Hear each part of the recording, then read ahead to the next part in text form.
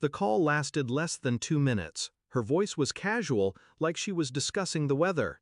"Sorry, but no kids at the wedding. You understand, right?"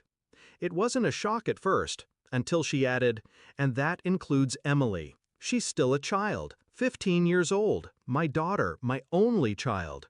Too young for her wedding, apparently, but not too young to be her flower girl 5 years ago, not too young to babysit her dog when she went on honeymoon."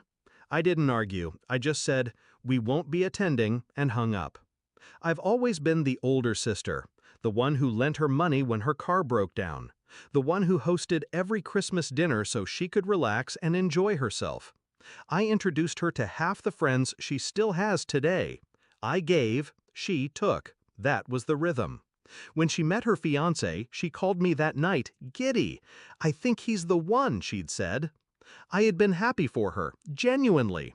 So when she told me my daughter wasn't invited, I didn't hear a boundary. I heard a verdict. We weren't part of her perfect day. We were disposable. For a week, I said nothing. Not to her, not to anyone in the family. I let her send me photos of dress fittings and cake tastings. I replied with polite emojis.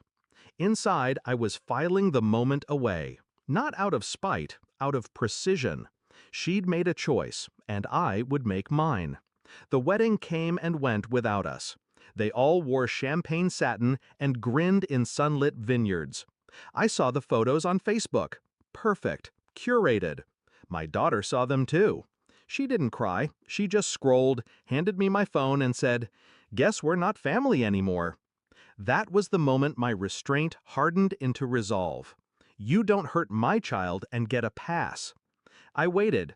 Patience is a skill I've honed over years of family politics.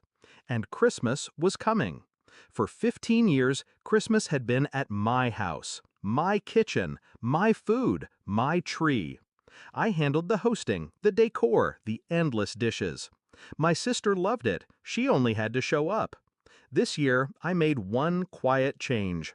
In early November, I sent out invitations, not for Christmas dinner, but for Christmas Eve brunch. I booked it at a beautiful private dining room at the nicest hotel in the city.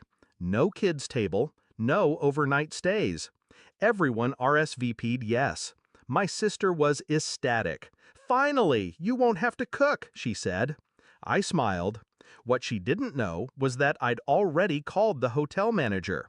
We arranged a custom seating chart, one long table, every place card handwritten by me. When the day came, everyone arrived dressed to impress. The room was warm with candlelight, the smell of cinnamon in the air.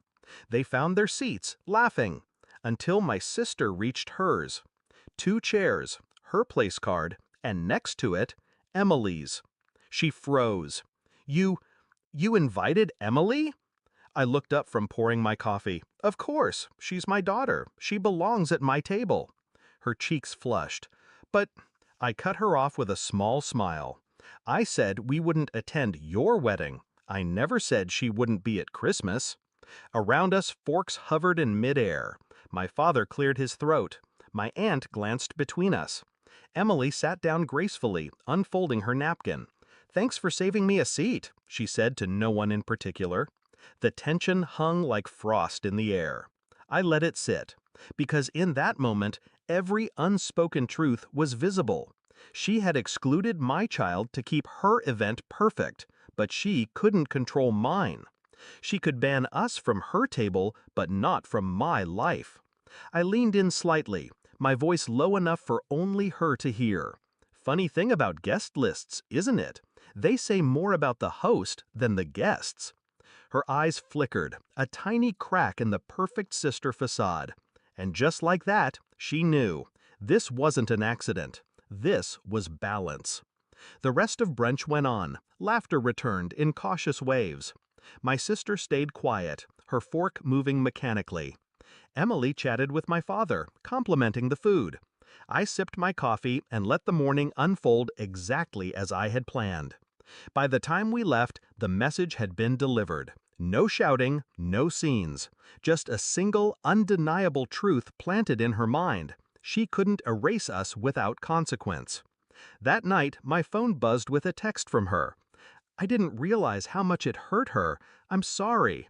I didn't reply. Some things don't need a response. Some lessons are more powerful in silence.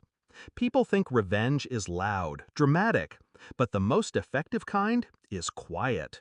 You don't burn bridges, you just reroute the road, so they have to walk a little further to reach you. And as I tucked Emily into bed that night, I realized something. It wasn't about punishing my sister anymore. It was about showing my daughter that we don't beg for seats at someone else's table. We build our own.